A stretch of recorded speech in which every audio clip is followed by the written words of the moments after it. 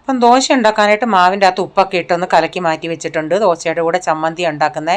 അപ്പുറത്ത് ചായ ഉണ്ടാക്കാനായിട്ട് വെച്ചിട്ടുണ്ട്. അപ്പം ദോശ ഞാൻ ഉണ്ടാക്കിയെടുക്കട്ടെ. ചായയൊക്കെ തിളച്ചുണ്ടെങ്കിൽ പിന്നെ കുടിക്കാനുള്ളവർക്ക് ചായയൊക്കെ ഞാൻ ഒഴിച്ചെടുത്തിട്ടുണ്ട്. അപ്പോൾ ഇന്നലത്തെ മീൻകറി ഞാൻ എടുത്തങ്ങ് ഫ്രിഡ്ജിലെടുത്ത് വെച്ച് ഇന്ന് പുതിയ മീൻകറി ഉണ്ടാക്കുന്നത് കപ്പയുടെ കൂടെ വേറൊരു രീതിയിൽ. അപ്പോൾ കൊച്ചിന് ടിഫിൻ കൊണ്ടുപോകാനായിട്ട് ഞാൻ പന്നിയാരം ഉണ്ടാക്കുന്നുണ്ട്. അതിൻ്റെ അകത്ത് ആ മാവിൽ ഞാൻ ഇച്ചിരി കടുക് വറുത്ത് ചേർക്കുന്നുണ്ട്. ഇച്ചിരി വെളിച്ചെണ്ണ ഒഴിച്ച് ഇച്ചിരി ഉഴുന്നുപരിപ്പ് ഇട്ട് കുറച്ച് ഉള്ളിയും ഇത്തിരി കറിവേപ്പിലയും കൂടെ ഇട്ടിട്ട് നമ്മൾ ഈ മാവിൻ്റെ അകത്ത്, ഈ മാവ് ഞാൻ ദോശ ഉണ്ടാക്കുന്നതിന് മുമ്പിട്ട് ഒരു 2 തവി മാവ് എടുത്ത് മാറ്റിയതാണ്. കാരണം അന്നേരം തിക്കായിട്ടിരിക്കുമല്ലേ, നമ്മൾ ദോശ ഉണ്ടാക്കി വരുന്നതിന് മാവ് ലൂസ് ആവത്തില്ല. അതുകൊണ്ട് ഞാൻ തിക്കായിട്ടുള്ള മാവ് എടുത്തിട്ട് അതിൽ തന്നെ ഇച്ചിരി സവാളയും ക്യാരറ്റും ഇട്ടൊന്ന് മിക്സ് ചെയ്ത് എന്നിട്ട് ഇങ്ങനെ ഉണ്ണിയപ്പ ചട്ടിയിൽ ഇങ്ങനെ കോരി ഒഴിച്ചതിന് ശേഷം അതിൻ്റെ മുകളിൽ ഇച്ചിരി ക്യാരറ്റൊക്കെ ഇട്ട് അതൊന്ന് കാണാനൊരു രസത്തിന് വേണ്ടി. എന്നിട്ട് ഒരു സൈഡ് വേവുന്നുണ്ടെങ്കിൽ സൈഡിലൊക്കെ വേണമെങ്കിൽ ഇച്ചിരി ഓയിൽ ഒഴിച്ച് കൊടുക്കുക. എന്നിട്ട് തിരിച്ചിട്ട് ഇങ്ങനെ എടുത്താൽ മതി. അപ്പോൾ വെണ്ടയ്ക്ക മെഴുക്കുവരട്ടി ഉണ്ടാക്കാനായിട്ട് സവാള ടൊമാറ്റോ ഒക്കെ എടുത്തിട്ടുണ്ട്. അതൊന്ന് അരിഞ്ഞെടുക്കട്ടെ. എന്നിട്ട് പാൻ വെച്ചിട്ട് അതിൻ്റെ അകത്ത് ഈ സവാളയും ടൊമാറ്റോയും വെണ്ടയ്ക്ക എല്ലാം കൂടി ഇട്ട് ഇച്ചിരി മഞ്ഞപ്പൊടിയും മുളക് പൊടി ഇട്ടിട്ട് ഉപ്പും ചേർത്തിട്ട് ഇടയ്ക്കിടയ്ക്ക് ഇളക്കി കൊടുത്താൽ മതി.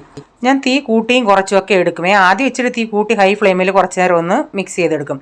അപ്പോൾ മീൻകറി വെക്കാനായിട്ട് ഞാനിവിടെ 2 ടൊമാറ്റോ എടുത്തിട്ടുണ്ട്. അതൊന്ന് അരിഞ്ഞ് മിക്സിയിലിട്ടൊന്ന് അടിച്ചെടുക്കുന്നുണ്ട്. ഞാൻ എന്നും മീൻകറി വെക്കുന്നത് കുടംപുളി ഇട്ട് മുളക് അരച്ച മീൻകറി. ഇതിങ്ങനെ ടൊമാറ്റോ വെച്ച് ഞാൻ അങ്ങനെ വല്ലപ്പോഴും അങ്ങനെ ഉണ്ടാക്കിയിട്ടുള്ളൂ. അപ്പോൾ അതൊന്ന് അരച്ച് വെച്ചതിന് ശേഷം മീൻ ഫ്രിഡ്ജിൽ ഇരിപ്പുണ്ടായിരുന്നു. അതൊന്ന് വെട്ടിയെടുത്തിട്ടുണ്ട്. കേരച്ചൂരിയായിരുന്നു. അതിനുശേഷം അരി കഴുകി അടപ്പത്തിട്ടിട്ടുണ്ട്. അപ്പോൾ മീൻകറി വെക്കാനായിട്ട് ചട്ടി വെച്ചിട്ട് വെളിച്ചെണ്ണ ഒഴിച്ച് അതിലേക്ക് ഇച്ചിരി കടുക് ഇട്ട് പൊട്ടിച്ചിട്ടുണ്ട്. എന്നിട്ട് ഞാൻ കൊച്ചുള്ളി ഉണ്ടെങ്കിൽ നിങ്ങൾ കൊച്ചുള്ളി ഉപയോഗിക്കുക. ഞാൻ ഇച്ചിരി ആദ്യം കറിവേപ്പില ഇട്ട് പൊട്ടിച്ച് പിന്നെ ഇഞ്ചി വെളുത്തുള്ളി പിന്നെ ഒരു സവാള പച്ചമുളക് ഇത്രയും വഴറ്റിയത്. കൊച്ചുള്ളി ഉണ്ടെങ്കിൽ ഒരു 10-15 കൊച്ചുള്ളി വഴറ്റിയെടുക്കാമേ. അതൊന്ന് വഴന്ന് വന്നുണ്ടെങ്കിൽ ഞാൻ ഇതിലേക്ക് ഒരു 1/2 ടീസ്പൂൺ മഞ്ഞൾപ്പൊടി, ഒരു 2 ടേബിൾ സ്പൂൺ മല്ലിപ്പൊടി, ഒരു 2.5 ടേബിൾ സ്പൂൺ കാശ്മീരി മുളക് പൊടി, 1 ടേബിൾ സ്പൂൺ എരിവൻ മുളക് പൊടി, എന്നിട്ട് ഉലുവാപ്പൊടി ഇട്ട് ഞാൻ ആ അരച്ച ടൊമാറ്റോയുടെ ചേർത്ത് കൊടുത്തിട്ട് ആ ടൊമാറ്റോയിലെ വെള്ളമൊക്കെ ഒന്ന് വറ്റി വന്നിട്ടുണ്ടെങ്കിൽ അതിലേക്ക് ആവശ്യത്തിനുള്ള വെള്ളം ഒഴിച്ച് ഞാൻ പുളിയും ചേർത്തിട്ടുണ്ട്. കുടംപുളിയും ഞാൻ ചേർത്തിട്ടുണ്ട്. ഈ ടൊമാറ്റോയ്ക്ക് അധികം പുളി ഇല്ലാത്തതായിരുന്നു. പിന്നീട് കപ്പ ഞാൻ തിളപ്പിച്ചെടുത്തായിരുന്നു. 2 പ്രാവശ്യം തിളപ്പിച്ചെടുത്തു. അതിലേക്ക് ഞാൻ അരപ്പൂടെ ചേർത്ത് അവിടെ ഇട്ടിട്ടുണ്ട്.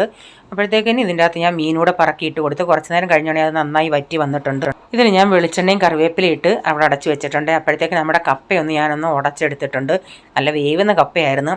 അപ്പോൾ കപ്പ ഇച്ചിരി ഒന്ന് കഴിക്കാനായിട്ട് ഞാൻ എടുത്തിട്ടുണ്ട്. അപ്പം കപ്പ എനിക്കകത്ത് മീൻകറി ഒഴിച്ചാൽ നമ്മൾ ഇന്നിപ്പം വെച്ച മീൻകറി നല്ല കൊഴുപ്പില്ല. അപ്പം ഞാൻ എന്തോ ഇതൊന്നോ ഇന്നലെ നമ്മൾ മാറ്റി വെച്ചില്ല ഇന്നലത്തെ മീൻകറി, അതിൽ നിന്നാണ് ഞാനിപ്പോൾ ഇച്ചിരി ചാറ് ഇതിലൊഴിച്ച് പിന്നെ കഷ്ണം ഞാൻ ഇന്നലത്തേതാണ് എടുത്തത്.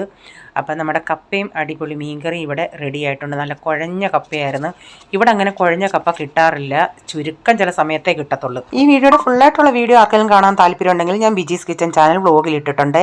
അപ്പോൾ ഈ വീഡിയോയിലെ വിശേഷങ്ങൾ ഇതൊക്കെയായിരുന്നേ.